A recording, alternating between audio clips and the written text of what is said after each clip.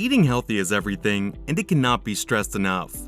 There are foods you eat for convenience that are not good for your health. They are harmful and can result in all the health conditions that would probably be avoided if you canceled these foods from your diet. Today on Brainfield, we bring you 10 harmful foods you should stop eating today. However, please note that the purpose of this video is purely educational.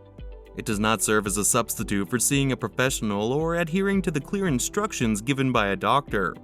Before we get right into the day's topic, subscribe to the channel, and you can also consider clicking on the bell-like icon to get posts as soon as possible.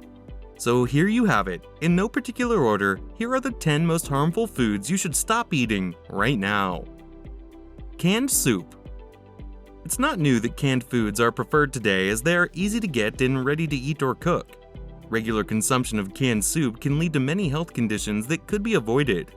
The first ingredient you would be told to avoid in most health blogs and channels is salt. According to Dr. Shika Sharma's book 101 Weight Loss Tips, processed and tinned foods have high fat content and contain larger amounts of salt and various chemicals added for longer preservation. All of these lead to obesity. The excess amount of salt used in canned foods, generally for preservation, may lead to water retention in the body, which can further lead to bloating. Other ingredients are wheat, one of the most common allergens right now, and monosodium glutamate, an excitotoxin that makes your brain think you need more food than your body requires. Canned soup also contains phosphorus, which in itself is not dangerous. Still, since it works proportionately with calcium in the body, too much would mean that you deplete the calcium in the body, which promotes bone loss and osteoporosis. White bread. Next on the list is white bread. The very first pointer for you is that it is a hybridized food. This means that it is genetically altered to produce a higher yield. Also, it is altered to have a higher level of a specified kind of extra sticky gluten. This is essentially how the bread we love to eat is so fluffy, and this fluffiness can't be achieved with any grain. Wheat grains have 3 significant components: starch, the sugar of the food, and bran, the fiber and germ, where all the vitamins and minerals can be found. This is why gluten-intolerant people are not advised to eat bread.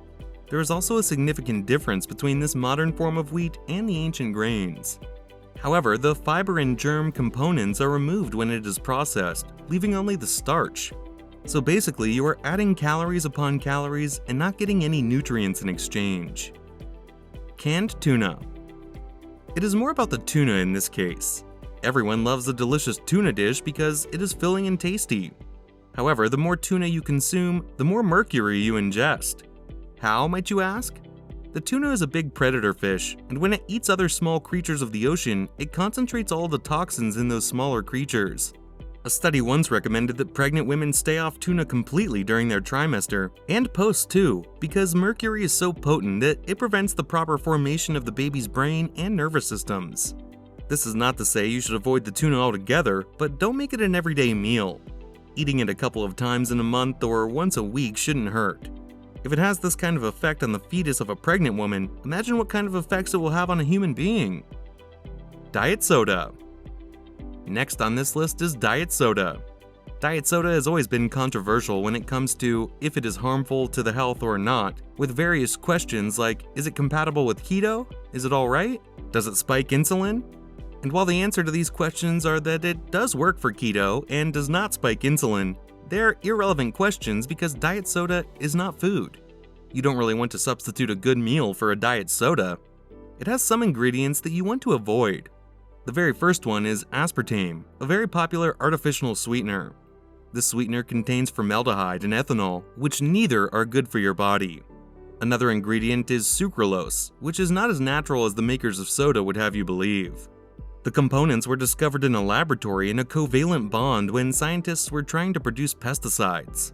The list is endless for why we should totally avoid diet soda, as all these ingredients and more are chlorocarbons or organochlorides, and their effects are so toxic they should be banned.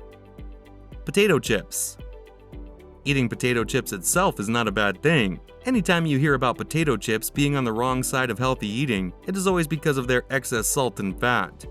However, the real issue is that potato chips don't satisfy anyone, and that's where the calorie intake comes in.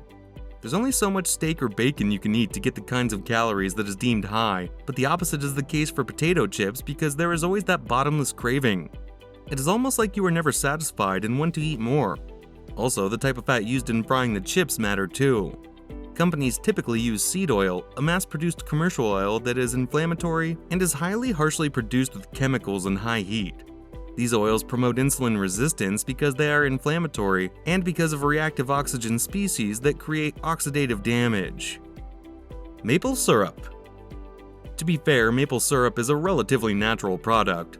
It's gotten from drilling into the maple tree's trunk. It comes with a lot of nutrients and twice as much sugar, and if you were to consider eating it occasionally, probably on birthdays and special events, it might not be so harmful. However, eating it over a breakfast meal 4 times a week is a big problem. An even bigger problem is not being able to differentiate the types and thinking that they are all the same and good for the health. The commercial varieties are not good in any way for the health.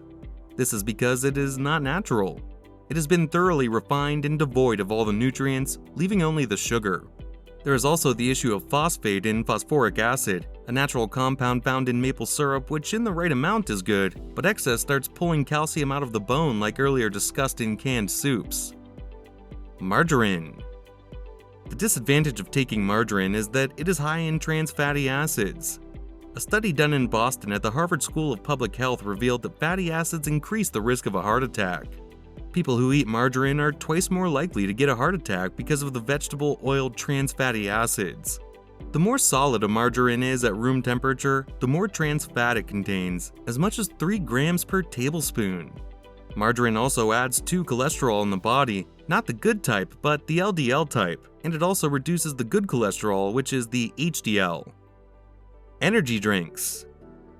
Number 8 is energy drinks. The truth of the matter is that most advertisements where you see some insurmountable energy from nowhere descend on someone that drinks the energy drink product are fake. The energy from taking an energy drink is from someplace in your body system. These drinks are stimulants. These are substances like caffeine and coffee. It gives you a boost such that you think you have more energy, and temporarily you do. However, if you keep taking these drinks, your body is going to have to pay them back sooner. These drinks also contain guarana, a caffeine substitute that acts exactly like the way caffeine would in coffee beans.